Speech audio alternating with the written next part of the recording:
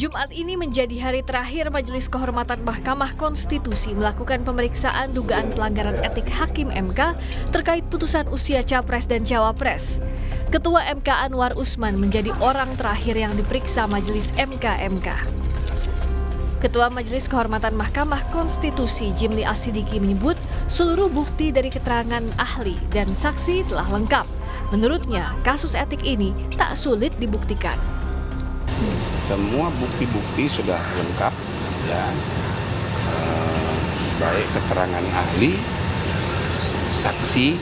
Sebenarnya kalau ahli itu para pelapor ini ahli semua, ya kan. Lagi pula ini kasus tidak sulit membuktikannya, apalagi kita udah lihat CCTV segala macam surat menyurat.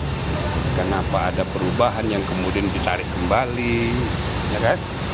Kenapa ada kisruh internal, beda pendapat kok sampai keluar.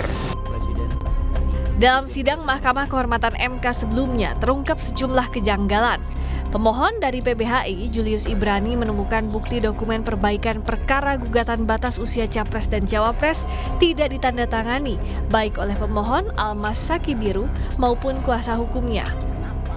Namun kami mendapatkan satu catatan bahwa dokumen ini tidak pernah ditandatangani dan ini yang dipublikasikan secara resmi oleh Mahkamah Konstitusi melalui situsnya, Yang Mulia.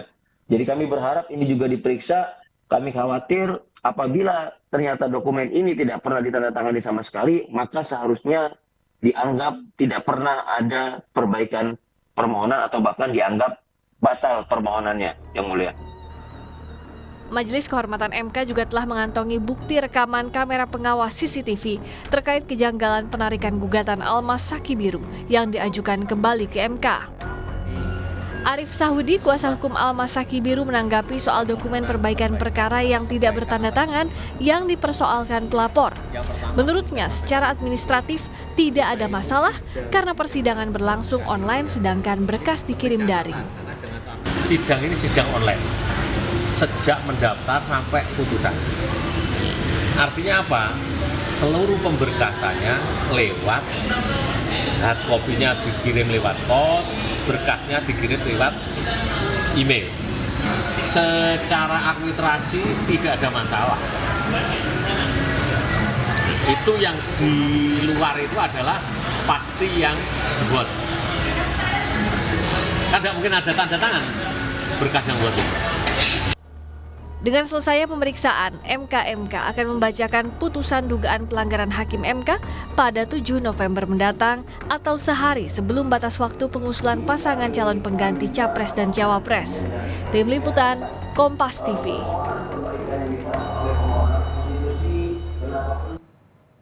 Lalu apa hasil pemeriksaan Majelis Kehormatan Mahkamah Konstitusi terhadap Ketua MK Anwar Usman kali ini? Bergabung untuk laporannya jurnalis Kompas TV Valentina Sitorus. Valen, hal apa lagi sebetulnya digali MK terhadap Anwar Usman? Lalu bagaimana kemungkinan putusan Majelis Kehormatan ini akan menganulir putusan MK soal batas usia Capres dan Cawapres? Iya, Tifal dan juga saudara, ini memang jadi pertanyaan mengapa pemeriksaan dari Majelis Kehormatan Mahkamah Konstitusi ini 2 kali dilakukan terhadap Ketua Mahkamah Konstitusi Anwar Usman. Tapi yang jelas tadi kami tanyakan bahwa memang pemeriksaan ini tidak jauh-jauh berdasarkan dengan putusan uji perkara nomor 90 saat itu yang membahas tentang batas usia Capres-Cawapres yang memang saat ini menjadi polemik di tengah masyarakat.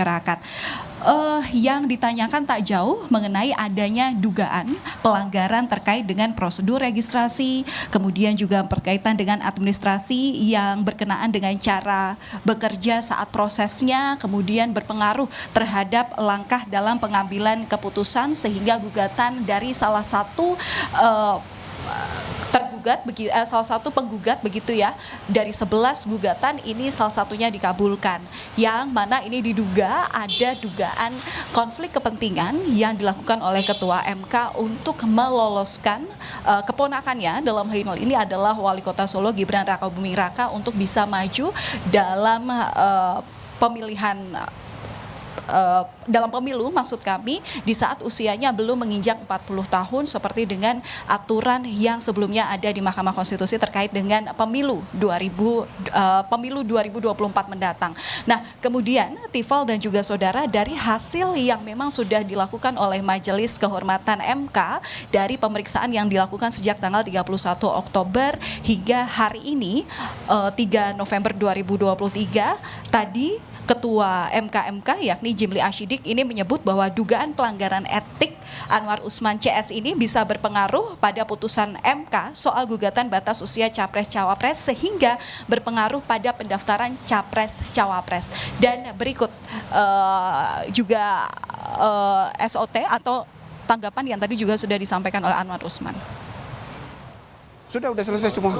Udah selesai semua, tinggal kami merumuskan putusan dan itu butuh waktu karena semua laporan itu harus dijawab satu persatu. Putusan MK ini bisa menganulir putusan? Ya itulah salah satu yang ditunggu-tunggu. Jangan dijawab sekarang, dijawabnya hari Selasa. Nah, nanti tolong dilihat di putusan yang akan kami baca.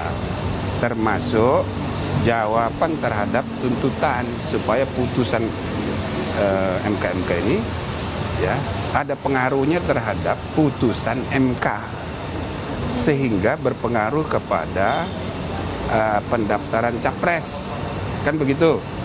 Nah, itu juga salah satu pertimbangan mengapa kita putuskan putusan dibacakan tanggal 7.